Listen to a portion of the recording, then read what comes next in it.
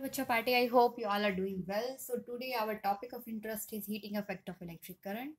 So in this video, we are going to drive the formula of heating effect of electric current. In the last video, we have just written the formula that H is equal to I square RT. That heat generated is directly proportional to the square of current, directly proportional to the resistance, and directly proportional to the time. हाँ जी, in this video we are going to elaborate you how to drive the derivation. हाँ जी बच्चों party देखिए, तो derivation के लिए हमने यहाँ पे क्या लिया है, let a conductor A B of resistance R. हमने कंडक्टर ले लिया जिसका रेसिस्टेंस क्या है आर. ठीक है, ए से बी के बीच में कंडक्टर है जिसका रेसिस्टेंस आर है. आपने एक बैटरी सप्लाई की, वोल्टेज पोटेंशियल डिफरेंस आप अप्लाई कर रहे हो कहाँ पे, इसके एंड्स पे, ए और बी पे.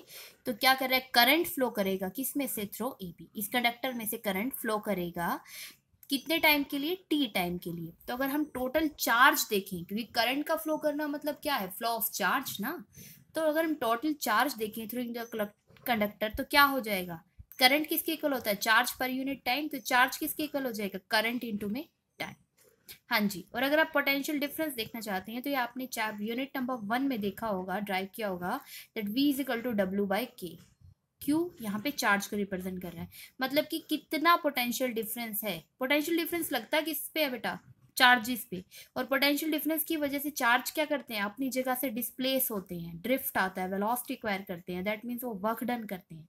इसीलिए potential difference is work upon charge. तो कितने चार्ज पे कितना वर्क हो रहा है, that is the potential difference. यहाँ से आप वर्क डन की वैल्यू निकाल सकते हैं, चार्ज इंटू पोटेंशियल. चार्ज की वैल्यू आपने ऑलरेडी कैलकुलेट करी है, that is I into T, current into time. तो आप यहाँ चार्ज की जगह करंट इंटू टाइम क्या कर सकते हैं, पुट कर सकते हैं.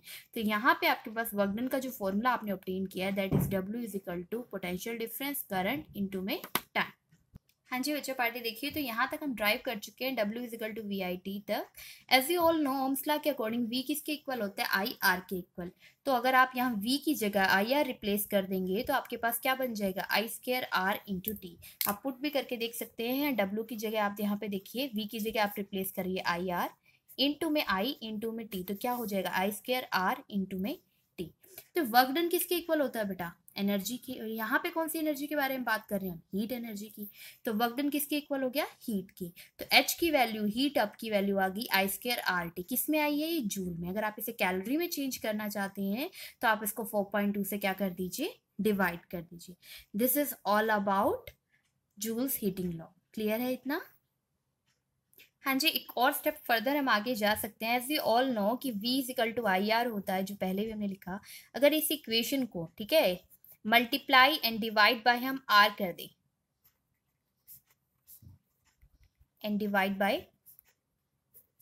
R, रेसिस्टेंस से मल्टीप्लाई एंड डिवाइड अगर हम इस इक्वेशन को कर दें तो देखिए बेसिकली क्या होगा.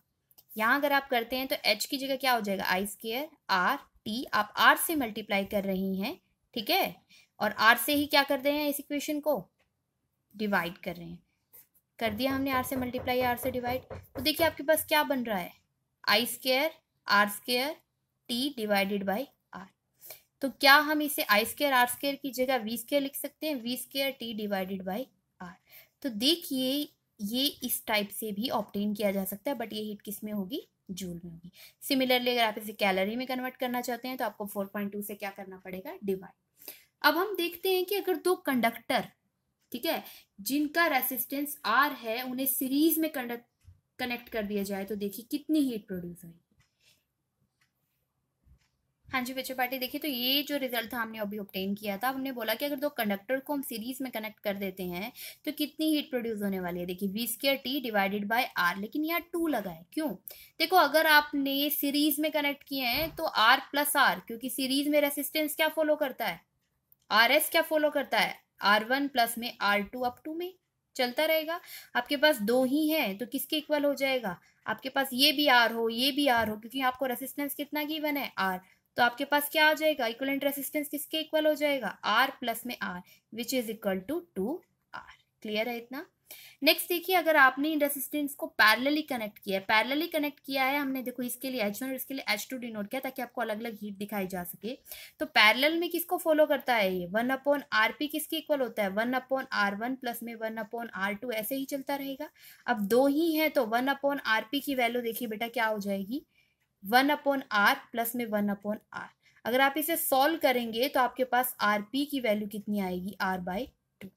तो ये RP की वैल्यू R/2, हमने R की वैल्यू यहाँ पे पुट कर दी, क्योंकि हम तो यहाँ अगर पैरेलली ले रहे हैं तो इक्विवेलेंट रेसिस्टेंस ही लेंगे, यहाँ पे भी अगर सीरीज में ले रहे हैं तो इक्विवेलेंट रेसिस्टेंस ही लेंगे। तो ये वैल्यू जैसे ही आप यहाँ पुट करेंगे आपके पास H2 की कुछ वैल्यू आ जाएगी।